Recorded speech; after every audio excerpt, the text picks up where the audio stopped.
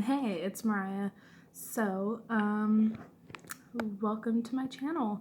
Sorry if I'm being way too quiet. I'm not gonna put any background music in this video because I am probably extremely quiet. My roommate and her daughter are sleeping and I don't want to wake them up. So pretty much, I'm going to be telling you a story time about the time I was almost kidnapped. Okay? It was really interesting, and I'm gonna share my experience with you guys.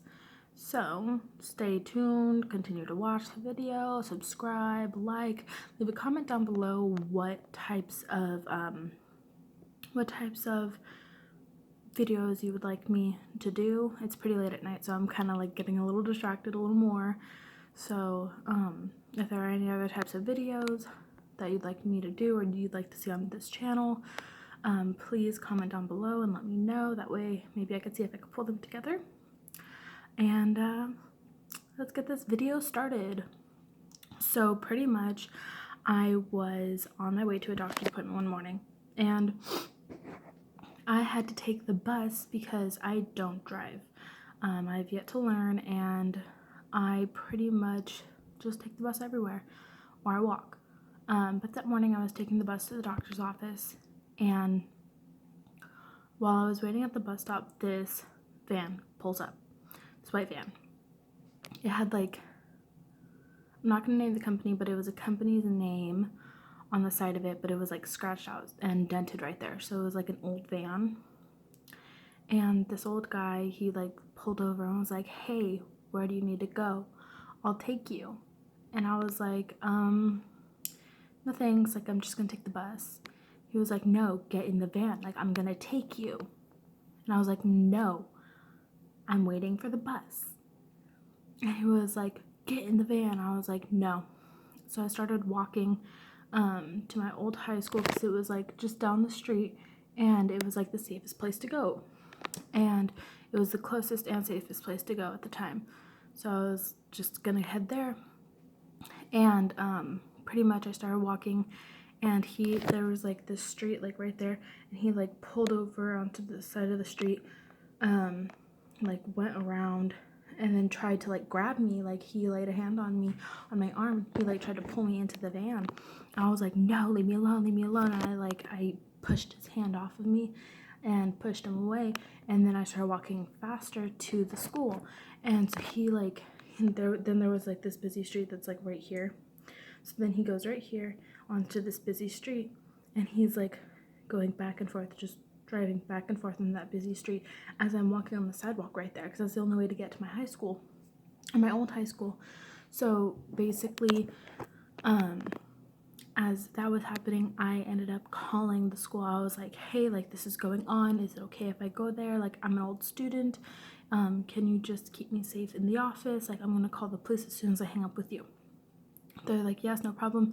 We're going to send our parole officer out there to go make sure you're safe and retrieve you. And we're going to send the security guard that's out there to go make sure the guy stops following you. Or at least to go like try and scare him off or something."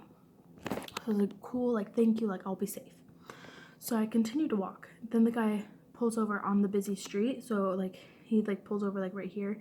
And then there's like me like that's right here on the sidewalk, and he tries to grab me again, but this time he like rolls down the window and he's like jumping through the other side of it. So he's like jumping through the passenger side, like trying to grab me. I scream, "No, leave me alone, stop." He grabs my arm, and I like flung his arm, like I flung it and I went boom against the door of the car door because it was open. And then he like screamed, and like he went back in and he shut that door. And basically I started like running to the school. I was like, "Oh my gosh, like he's really trying to kidnap me. Like I'm not just being over dramatic." So I get on the phone with police and I tell them, and they're like, "Okay, stay on the phone with us like until you get to the school and see the parole officer or the security guard and all that." I was like, "Okay." So I stayed on the line with dispatch until then. And whenever I got there, that like they were like, "Oh, like are you on the phone with the police?" I was like, "Yes." they're like, okay, like you can hang up now, like you're safe and all that. So I get back to the school, and not back, but I like get to the school. I go to the office and I'm talking like to the parole officer. I'm like, yeah, like that was kind of scary, like he tried to grab me, he tried to take me in the van and all that. And basically they were like, oh, like, okay, like you made a police report, the police will be on their way soon, so hopefully that he stops following you. But the whole time he was still like circling the school and that area, which really sucked because I used to live over by the area that the school was in. Just the school, you know, ended up being closer than my home, and I didn't want the guy to like follow me to my home and know where I lived. So, you know, school was safer. And whenever the officer got there, he was like, wow, like that's crazy. There have been a couple kidnappings of some other little girls over at the elementary school over like around the corner from my old high school. I was like, oh my gosh, really? They're like, yeah, like it's the same description and everything, so like thank you for letting us know.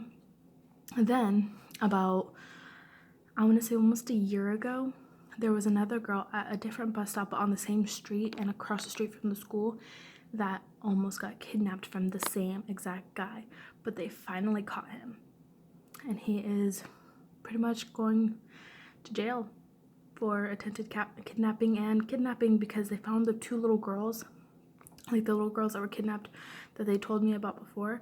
They found those two little girls like locked in a room in his house. So basically he took them and he, like, I don't know the details of what happened to them, but I do know that they were found in a room in his house and they were returned to their families safely. They are now safe and they're okay and they're healthy again and all of that. And no one else was harmed. The guy is going to jail, so hopefully he stays there for a really long time. Now, if you like this video, please like and subscribe. I will be coming out with a lot more story times. I have many more. Let me know what types of stories or challenges or like different things that you'd like to see on this channel. I will try my best to do them. And yeah, I guess I'll see you guys later. Have a nice night or day.